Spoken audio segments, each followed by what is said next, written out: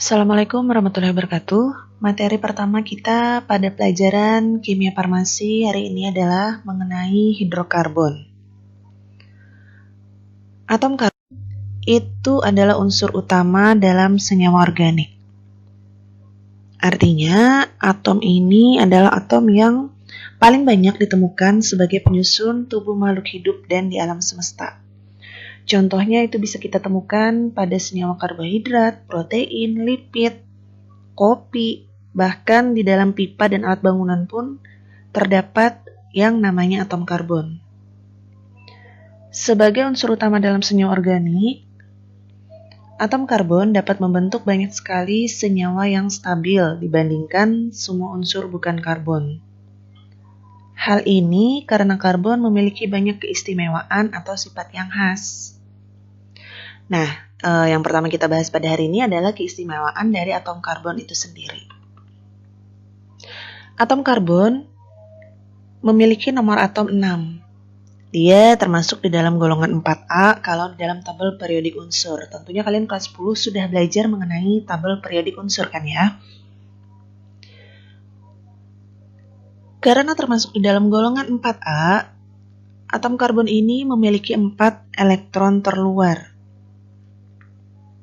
Sehingga atom karbon memiliki elektron valensi 4. Hal ini mengakibatkan atom karbon dapat mencapai konfigurasi elektron yang stabil seperti gas mulia dengan cara menangkap 4 elektron. Ingat kan ya, gas mulia itu memiliki elektron valensi 8.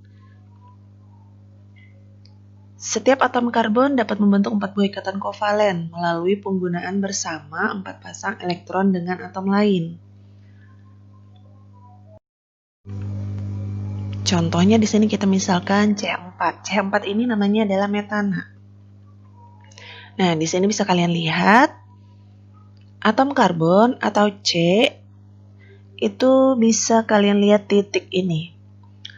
Ini adalah elektron terluar dari atom karbon. Karena dia dapat membentuk 4 ikatan, maka dia dapat menstabilkan dirinya dengan membentuk ikatan dengan atom lain. Di sini misalnya adalah H.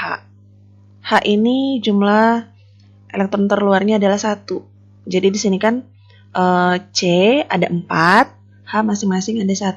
Maka di sini atom karbon dapat membentuk ikatan dengan 4 atom H. Sehingga di sini terbentuk 4 pasangan elektron. Dengan membentuk 4 ikatan kovalen ini, maka atom C akan menjadi stabil seperti halnya gas mulia. Nah, kesimpulannya, keistimewaan atom karbon yang pertama, itu setiap atom karbon dapat membentuk 4 buah ikatan kovalen dengan atom-atom non-logam lain, seperti H, O, N, S, golongan halogen, misalnya Cl, Bri, atau berikatan dengan sesama atom karbon itu sendiri. Untuk lebih jelasnya bisa kalian lihat di sini. Contohnya saya punya atom C berikatan dengan atom C. Di sini atom C rangkap 1. Kemudian atom C rangkap berikatan dengan atom C. Kemudian atom karbon berikatan rangkap 3 dengan sesama atom C. Nah, ingat tadi atom C itu dapat membentuk 4 buah ikatan kovalen. Artinya, supaya kalian mudah ingat, C memiliki 4 tangan. Di sini berapa tangannya? Ada 1, berarti kurang berapa? 3. Nah, kalian gambarkan. Nah, jadi kan 4. Nah, untuk yang di sebelahnya pun juga sama. Ada 1, berarti kurang 3 lagi. Gambarkanlah 3 tangan C. Jadi di sini C-nya masing-masing 4 tangannya atau 4 ikatan. Nah, ini nanti dia bisa berikatan dengan atom H atau atom non-logam lainnya, misalnya Cl. Ingatkan tadi kesimpulan yang pertama, atom C dapat membentuk ikatan kovalen dengan sesama atom C atau dengan atom non-logam lainnya. Nah, kalian ini rangkap 2. C sudah punya 2 tangan. Berarti kurang berapa? Kurang 2 lagi. Gambarkan. Boleh di atas ataupun kalian tulis di samping. Yang penting C ada 4 tangannya. Untuk sebelahnya juga sama. Nah, untuk yang rangkap 3, berarti kan sudah ada 3 tangannya. Berarti kurang berapa lagi? Kurang 1. Nah, gambarkanlah 1 lagi di sebelah masing-masing C-nya. Nah, jadi ini untuk lebih jelasnya mengenai ikatan yang dibentuk oleh atom karbon.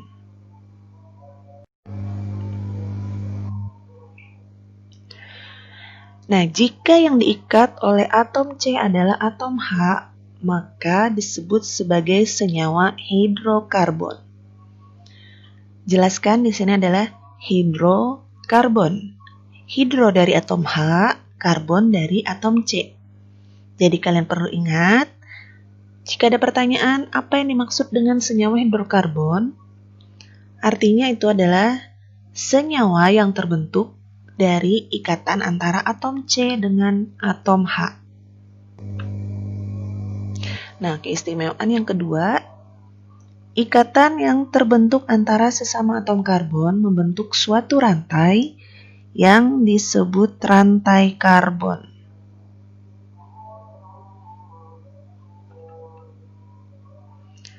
Rantai karbon yang terbentuk itu dapat berupa rantai terbuka atau senyawa alifatik, baik itu rantai lurus ataupun bercabang, dan rantai tertutup atau senyawa siklik.